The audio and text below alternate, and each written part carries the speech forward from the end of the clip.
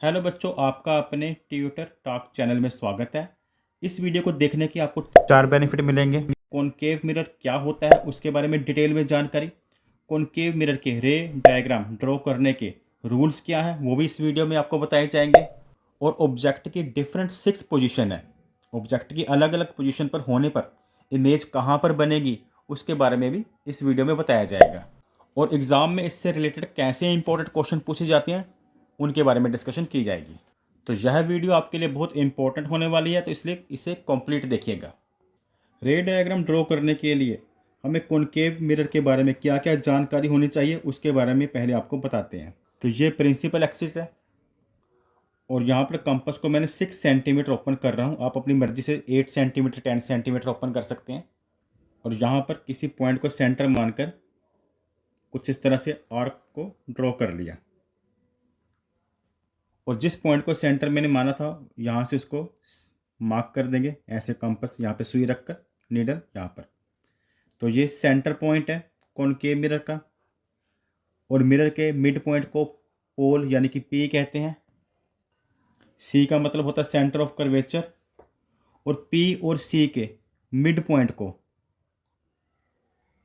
F से नोट किया जाता है, इसे फोकस कहा जाता है। Concave mirror hollow spherical mirror का पार्ट होता है जिसका आउटर सरफेस पॉलिश्ड होता है, जिसे कुछ इस तरह से शो किया जाता है, और इनर सरफेस रिफ्लेक्टेड होता है। और जिस लाइन पर ये तीनों पॉइंट्स है, C centre of curvature, F focus, P pole, उस लाइन को बोलते हैं प्रिंसिपल एक्सिस। और जब कोई प्रिंसिपल एक्सिस के पैरेलल कुछ रे ऑफ लाइट्स आती हैं बिल्कुल पैरेलल इसके,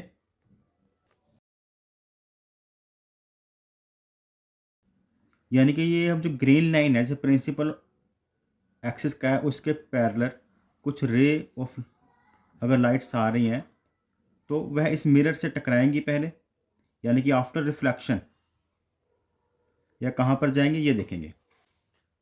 तो इनको आप कुछ एरो से इस प्रकार शो कर देंगे कि ये इनकी डायरेक्शन क्लियर होकर इधर से इधर आ रही है।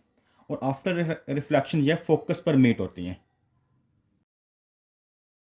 ये फोकस पर इकट्ठी हो जाती हैं इस तरह से। क्योंकि ये सभी रेज ऑफ लाइट जो प्रिंसिपल एक्सिस की आई आफ्टर रिफ्लेक्शन इस फोकस पॉइंट पर इकट्ठी हो गई, इसलिए इसे कन्वर्जिंग मिरर भी कहते हैं। कन्वर्ज मतलब इकट्ठा होना, कि ये जो रेज ऑफ लाइट है उन्हें किसी एक पॉइंट पर इकट्ठा कर देती है फोकस पर। नेक्स्ट बच्चों, रे डायग्राम को ड्रॉ करने के लिए जो रूल्स हैं उन्हें जल्दी से डिस्कस कर लेते हैं। फर्स्ट रूल, अगर कोई ray of light principal axis के पैरेलल आती है तो वह रे ऑफ लाइट इस मिरर से टकराएगी और आफ्टर रिफ्लेक्शन फोकस में से बाहर चली जाएगी।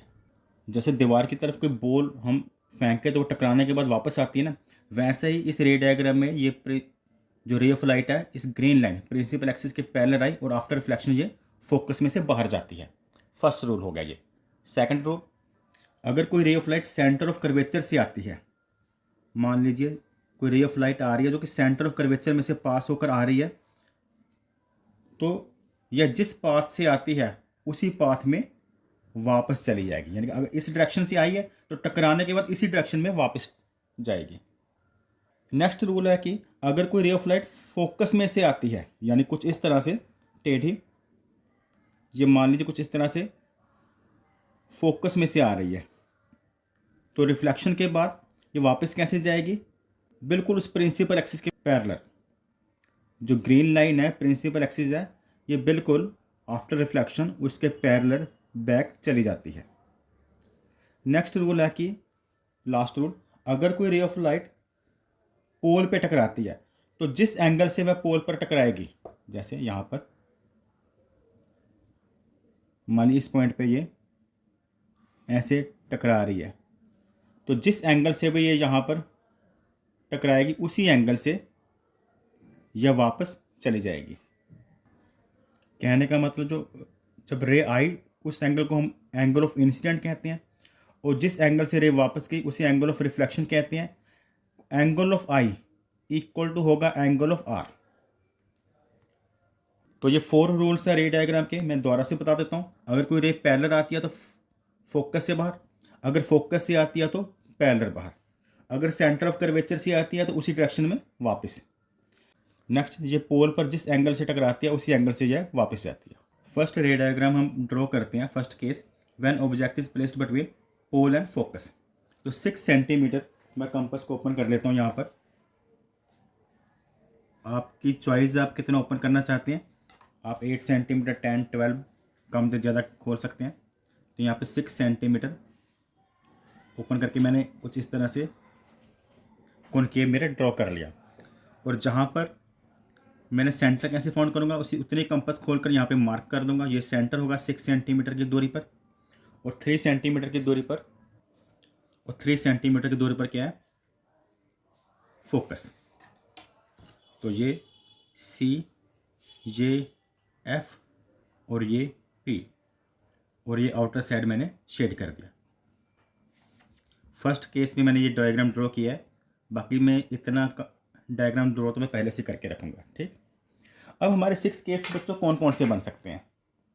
फर्स्ट केस हम ले सकते हैं ऑब्जेक्ट पी और एफ के बीच में हो। सेकंड केस में हो सकता है हमारा ऑब्जेक्ट एट एफ हो। थर्ड केस में हो सकता है ऑब्जेक्ट हमारा बिटवीन एफ एंड सी हो।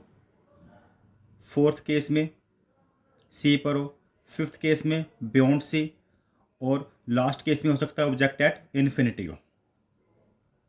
तो फर्स्ट केस, जब ऑब्जेक्ट हमारा है बिटवीन पी एंड एफ, यहाँ पर बच्चों ने ऑब्जेक्ट मान लिया। तो रे डायग्राम कैसे ड्रॉ करेंगे, तो हमने ये मानना है कि जब कोई रे ऑफ लाइट, पहली रे ऑफ लाइट क्या से हमने ड्रॉ करनी होती है, जो प्रिंसिपल एक्सिस के पैरेलल आएगी, और पैरेलल आने के बाद मिरर से टकराएगी और फोकस से बाहर जाएगी। तो फर्स्ट रूल आप याद रखेंगे, मैंने क्या बताया। फर्स्ट बच्चों, आपने रे ऑफ लाइट प्रिंसिपल एक्सिस के ठीक पैरेलल, स्केल से नीचे से देख लें प्रिंसिपल एक्सिस कहाँ पर है, तो उसके पैरेलल आप ऐसे लाइन ड्रॉ करेंगे, वो मिरर से टकराएगी, और जब पैरेलल रे ऑफ लाइट आती है, रूल्स में बताया था, आफ्टर रिफ्लेक्शन फोकस में से बाहर जाती है। फिर इस पॉइंट को जहाँ पर टकराई और फोकस वाले पॉइंट को, दोनों पॉइंट को टच कर कर इस रे को आप बाहर की तरफ निकाल दोगे। कुछ इस तरह से बाहर की तरफ निकाल दिया, आफ्टर रिफ्लेक्शन ये बाहर चलेगी। और सेकंड लगाना कि ऑब्जेक्ट के हेड और सी को मिलाना है। आपने क्या करना है, ऑब्जेक्ट के हेड से सेंटर ऑफ कर्वेचर से एक रे ऑफ लाइन ड्रॉ करेंगे। जैसे हम मान लेते हैं कि कोई रे ऑफ लाइट ऐसी है जो सेंटर ऑफ कर्वेचर से आ रही है और ऑब्जेक्ट के हेड को टच करते हुए जा रही है, जैसे यहाँ पर ये हमने लाइन ड्रॉ की।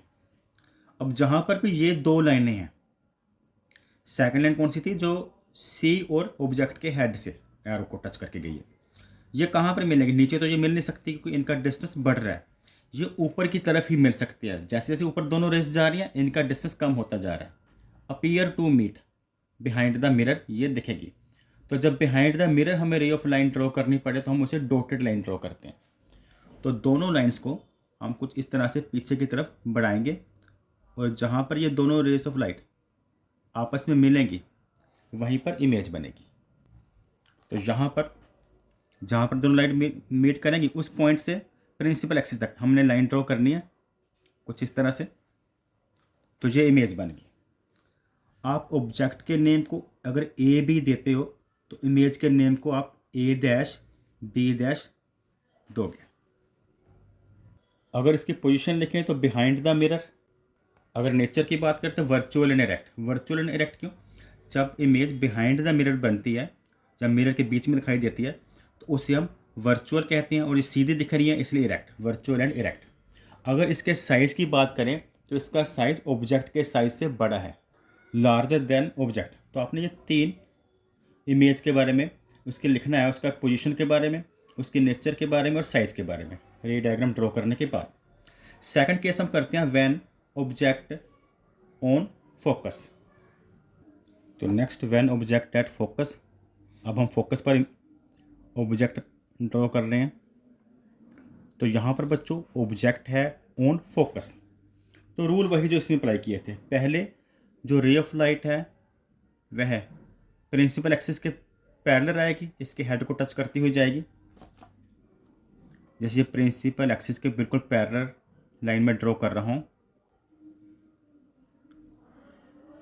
तो मैंने एक लाइन ड्रॉ की पैरेलल, और आफ्टर रिफ्लेक्शन ये कहाँ से वापस जाती है? फोकस में से। इस केस में भी ऐसे किया था, ये फोकस से बाहर की। सेकंड रूल किया था कि ऑब्जेक्ट के हेड और सी को टच करते हुए जाती है, ऑब्जेक्ट के हेड और ये सी को टच करते हुए जाती है। कुछ ये देखो, ऑब्जेक्ट का हेड, ये सी, ये कुछ इस तरह से टच करके जाएगी। ये अब आप नोटिस कर रहे हो, जहाँ पर ये दोनों लाइंस मिलेगी वहीं पर इमेज बनेगी, लेकिन ये दोनों लाइंस आपस में पैरेलल है, तो ये कभी मिलेंगे ही नहीं, कभी आपस में ये मीट नहीं कर सकते, ना तो बैकवर्ड ना फॉरवर्ड। इसलिए जो इमेज की पोजीशन कहाँ पर होगी?